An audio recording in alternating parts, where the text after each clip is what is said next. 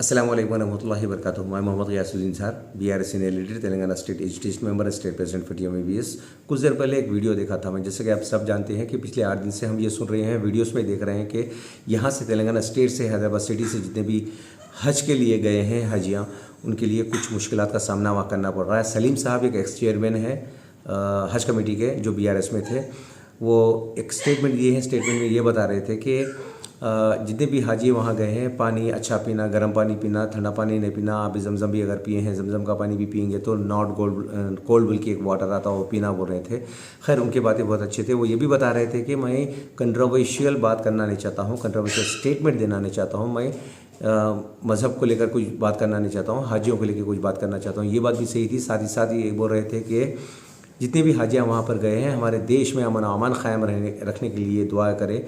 बिल्कुल अच्छी बात है, बिल्कुल सही बात है। मैं भी गुजारिश करता हूँ सारे हाजियों से कि हमारे देश में, हमारे रियासत में और हमारे शहर में अमन अमान क़ायम रहें, इसकी दुआ करें। इतना ही नहीं बल्कि जितने भी मुसलमान मरहूमीन हैं उन सब के लिए दुआ करें। सिर्फ जिंदा जो लोग हैं उनके लिए नहीं, बल्कि मरहूमीन को भी वहाँ पर याद रखना बहुत ज़रूरी है। तो एक और बात ये थी कि सलीम साहब बोल रहे थे हमारे देश को नंबर 1 देश बनाना पूरे वर्ल्ड में, इसके लिए दुआ करो। देखिए, एक्चुअली बात यह है कि पिछले 10 साल में देश खोखला हो गया। अब आने वाले दिनों में कोई उम्मीद नहीं रख सकते हम, क्योंकि फिर से कौन सी पार्टी आई, कौन प्राइम मिनिस्टर बने, ये हम सब जानते हैं। फिर भी गुरूर और तकब्बुर टूटा है, कहीं ना कहीं झुकना पड़ा है। ये अल्लाह का एहसान है। एक और बात मैं कहना चाहता हूँ कि ये जो सलीम साहब है BRS पार्टी के एक्स चेयरमैन है।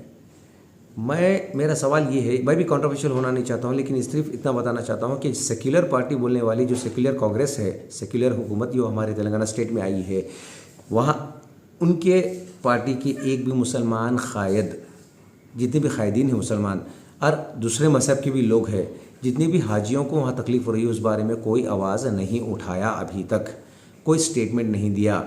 कोई हमारी हुकूमत को, यहाँ की हुकूमत को, हमारे चीफ मिनिस्टर को या हमारे यहाँ के हज कमेटी के चेयरमैन को ये नहीं बोला कि सेंट्रल से मांग करो बोलकर।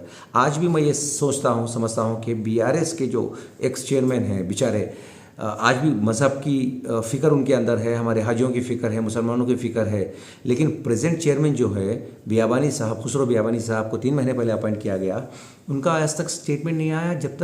जबकि यहाँ के हमारे लोगों को वहाँ पर तकलीफ़ हो रही है, पानी नहीं मिल रहा, वहाँ पर रहने के लिए रूम नहीं है वहाँ पर।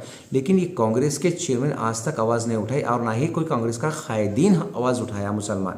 सिर्फ मुसलमान वोट लेते वक्त, सेक्युलर पार्टी वोट लेते वक्त, मैं आपसे ये सवाल करना चाहता हूँ कि मुसलमानों को अगर तकलीफ़ होती है, मुसलमान हाजियों को तकलीफ़ होती है, मुसलमान सिटीज़न को हमारे तेलंगाना स्टेट में तकलीफ़ होती है, इसके बारे में कांग्रेस वाले अगर बात करें तो क्या यह गुनाह है?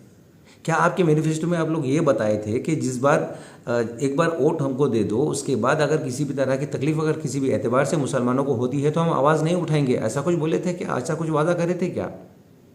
क्या मुसलमानों को तकलीफ अगर होती है तो आवाज़ उठाना गुनाह है? क्योंकि आज तक कांग्रेस वालों ने इन हाजियों को लेकर जो तकलीफ़ का सामना वो कर रहे हैं हज को जाकर, किसी ने आवाज़ नहीं उठाई, किसी ने आवाज़ नहीं उठाई। अगर यही तकलीफ़ हाजियों को होती BRS के हुकूमत में, दौरे हुकूमत में, तो बवाल मच जाता, अफसाना बन जाता। सोचो, ये कांग्रेस के लोग खामोश क्यों हैं, जबकि हमारे मुसलमान हाजियों को वहाँ पे इस तरह की तकलीफ हो रही है तो कोई आवाज़ नहीं उठाया, सब मुंह पे उंगली रखकर बैठ गए।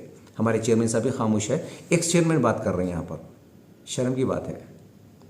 Thank you so much. जय हिंद, जय तेलंगाना, खुदा हाफिज़, अस्सलाम वालेकुम रहमतुल्लाहि व बरकातुहू।